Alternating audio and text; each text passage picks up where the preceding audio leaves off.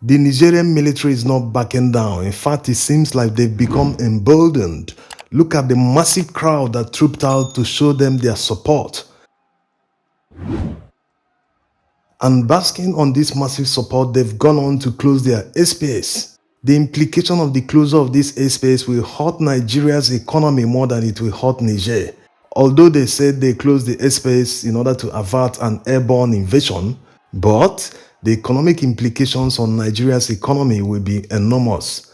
Look at this cargo plane from Turkey to Lagos. You can see where it's headed, unless they are going to another West African country before going to Lagos. If not, they are already avoiding the Nigerian airspace. And that will definitely cost more aviation fuel, more time, and more money for the end users. Yes, it poses all sorts of problems for flights leaving Nigeria to Europe. They will first of all fly westward before flying northward to continue their journey. Also, Niger might not have the capacity to police their airspace. Niger is a very large country. Do they have complete radar coverage of their country? Even Nigeria achieved total coverage not long ago. Let's even assume that they have total coverage of the western part of their country where their capital is. Do they have working fighter jets that can chase the intruding aircrafts? Well, that's the question. But Niger used to have Su-25s. No one knows whether they are working or they are still flying. But whether they can police the airspace or not, no commercial airliner will take the risk because of insurance. If someone closes his airspace, you have to respect it. Libya also is closed because there has been crisis there for a few years now. So that leaves Algeria as the only option for anyone going to Europe from Nigeria. And imagine what will happen if this problem escalates quickly. What if Mali and Burkina Faso joins Niger in closing down their airspace? Imagine the distance an airliner will have to fly westward in order to avoid these countries before continuing their journey. That will definitely double the price of the tickets, and the passengers will bear the brunt. This means that we sanctioned ourselves instead of Niger. Yes, the economic sanctions from ECOWAS to Niger was too hasty.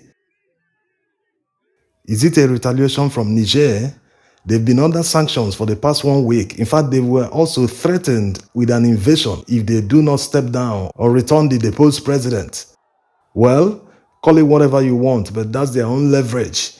That's why it's never advisable to show your teeth very early in the game. ECOWAS started out by threatening Niger with an invasion.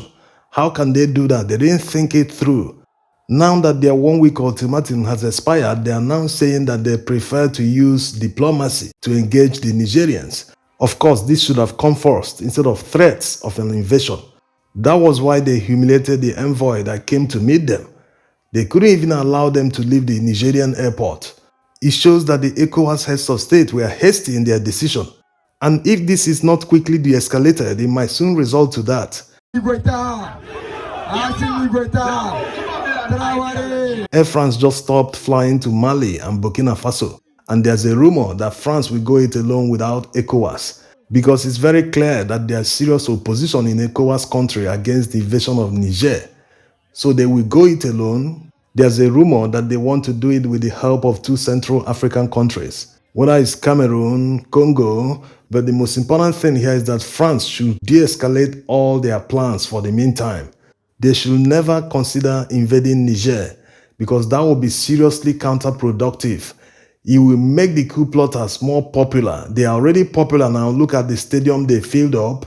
If they attack or invade Niger now, they will turn around and tell their people, hey, didn't we tell you people that France is the problem? Why are they invading us? So they will just add fuel to a fire that is already burning. Even economic sanctions are sometimes counterproductive. All the sanctions against Mali and Burkina Faso didn't achieve anything. In fact, it has made them to move closer to Russia. Yes, even the withdrawal of aid by the EU and France was a hasty decision. They should have negotiated with these guys. Hey, what do you want? Why do you think a coup will achieve what you want? Why do you think it cannot be achieved on the negotiating table? They should have tried to talk sense to them, reason with them. Then they can now say, hey, you are not making sense. We don't like what you're saying. We withdraw our money first. Then we'll be watching from a distance. If you do what you say, then we can bring back our money. But immediately this coup happened, they withdrew everything. Yes, it's their right, but it reduces their chances at the negotiating table. The military junta will no longer trust them because they already see them as people who have taken sides, who are trying to order them on how to govern their country.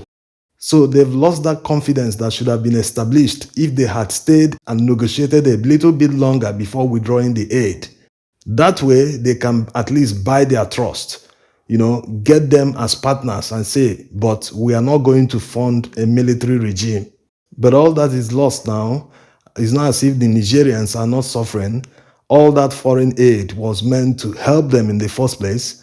And these military guys, they won't feel the suffering because they are the ones controlling whatever revenue that is left in the country.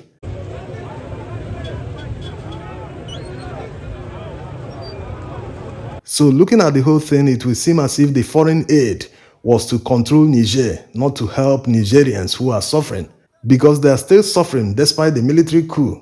Even Nigerians living in Niger are supporting the military junta.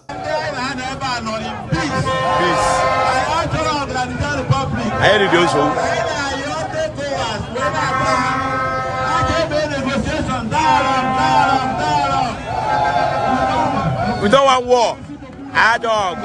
Also, in northern Nigeria, this man has some words for Tinubu. I want to see this very means to congratulate members of the Senate for denouncing the instruction needed by His Excellency Mr. President and Commander-in-Chief of the Nigerian Armed Forces, seeking for Nigerian Armed Forces to invade Niger Republic. Nigeria and Niger, we are together. You, Mr. President, Alhaji Bola Ahmed Tinubu, able to say you share borders with Niger, the Yorubas, western part of Nigeria, Lagos, Ondo, Ekiti, Oyo, Oshun. If they share the borders with the Niger Republic, can you suggest for Nigeria to go into war with the Republic of Niger? So don't play with our intelligence. The truth is, no one wants a war on his doorsteps. The Nigerians are taking it very seriously. They've deployed more military men to the borders with Nigeria and Benin Republic. They have also moved some heavy equipment in case there's an invasion, so they take it very seriously. Also, the Wagner guys are already on ground in the capital. When you look at all this, you will see the inexperience of Tinubu in full glare. Despite some people saying that this decision was taken by ECOWAS, that it has nothing to do with Nigeria alone. But they forget that Nigeria leads ECOWAS, Nigeria leads ECOMOG. When it comes to contributions of troops, of money, whatever in ECOWAS, Nigeria is always the first. So Nigeria can always influence the decision of ECOWAS. If Nigeria doesn't want war with a particular country in ECOWAS, so it will be. No one will go to war without Nigeria in ECOWAS or ECOMOG. So that's the problem, incompetence. The same way he removed petrol subsidy without thinking it through, without thinking about the impact on Nigeria's economy, without making any provision for alternative fuel, because petrol plays a major role. In fact, it's the bloodline of Nigeria's economy. Many businesses depend on petrol to power their businesses because power supply is epileptic. In many cities, there are no trams or metro that workers can use to get to work. Everyone depends on road transportation.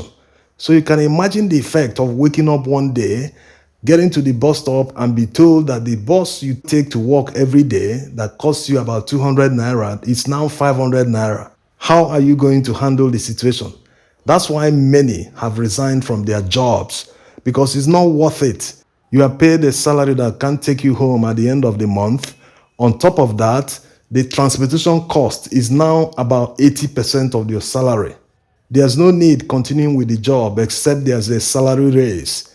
The fastest way to grow an economy is to get people working.